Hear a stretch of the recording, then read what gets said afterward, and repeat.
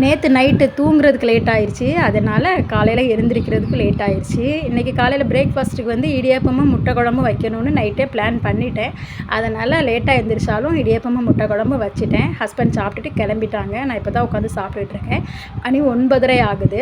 நான் பார்லருக்கு ஒர்க்குக்கு போயிட்டுருக்கும்போது கூட 9 மணிக்கு முன்னாடி பிரேக்ஃபாஸ்ட்டு லஞ்சு எல்லாம் முடிச்சுட்டு நான் பார்லருக்கு வேலைக்கு போவேன். ஆனால் இப்போ மணி 9:30 ஆகுது. இப்போ தான் உட்காந்து சாப்பிட்டுக்கிட்டு இருக்கேன். இன்னும் லஞ்ச் ரெடி பண்ணணும். இதில் வேறு டாக்டர் என்னை ரெஸ்ட் எடுக்க சொல்லியிருக்காங்க. என்ன ரெஸ்ட் எடுக்க போகிறேன்னு எனக்கே தெரியலை. சாப்பிட்டு முடிச்சாச்சு. இன்னும் இவ்வளோ பாத்திரம் கிடக்கு. இவ்வளோத்தையும் கழுவணும். காலையில் மீன் வந்தது. 2 மீன், சூரை மீன் 2 மீன் 100 ரூபான்னு வந்தது. வாங்கி கட் பண்ணி மஞ்சள் உப்பு போட்டு விறகி வச்சுட்டேன். கூடவே மத்தங்காய் பொரியலுக்கு கட் பண்ணி வச்சுட்டேன். சோறு வந்து சம்பா அரிசி தான் நம்ம எப்போவுமே பொங்குவோம். இல்லைனாலுமே பொடி அரிசினாலுமே நான் விறகடுப்பில் தான் போடுவேன். சோறு விறகடுப்பில் வெந்துட்டுருக்கு. நேற்று வந்து ராகி தோசைக்கு கூட போட வேண்டியது எல்லாம் போட்டு கழுகி காய வச்சுருந்தேன். நேற்று காயலை. இன்றைக்கி காய வச்சுக்கிட்டு இருக்கேன். பாருங்கள், காவலுக்கு இருக்கேன். கூடவே காக்கா இருந்து கத்தி எல்லா காக்காவையும் கூப்பிட்டுட்ருக்கு.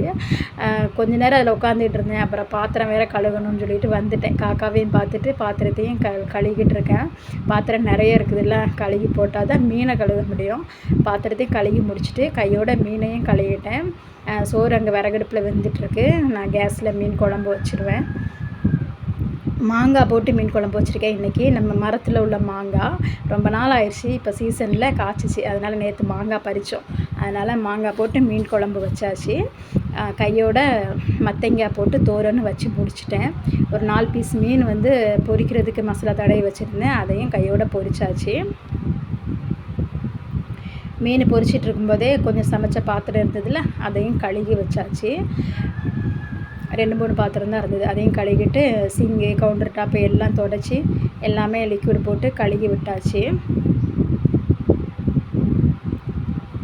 இன்றைக்கி காலையில் வீடு தூக்கலை. எழுந்திரிக்கிறதுக்கு லேட் ஆயிடுச்சுல்ல, அதனால் காலையில் வீடு தூக்கலை. மணி இப்போ மத்தியானம் 12 மணி ஆக போகுது. இப்போ தூத்துட்ருக்கேன்.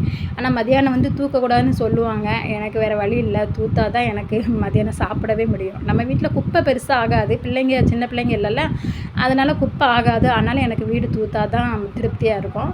வீடெல்லாம் தூத்து போட்டுட்டு இந்த ஃபேஸ் வாஷ் வாங்கி நான் 2 மாதம் ஆகுது. ஆனால் நான் 2-3 டைம் தான் யூஸ் பண்ணியிருக்கேன்.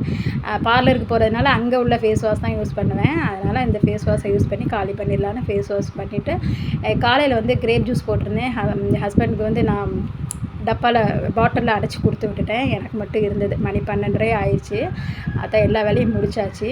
சீரியல் ஓடிக்கிட்டு இருக்கு. பாண்டியன் ஸ்டோர் நம்ம விஜய் டிவியில் வரும்ல, அதே ஸ்டோரி தான் மலையாளத்தில் உள்ள பாண்டியன் ஸ்டோர். சீரியல் பார்த்துட்டு கிரேப் ஜூஸும் குடிச்சு முடிச்சாச்சு. இனி லஞ்சுக்கு 2-2:30 ஆகும். அவ்வளோதான். நாளைக்கு விலாகில் பார்க்கலாம். பாய்.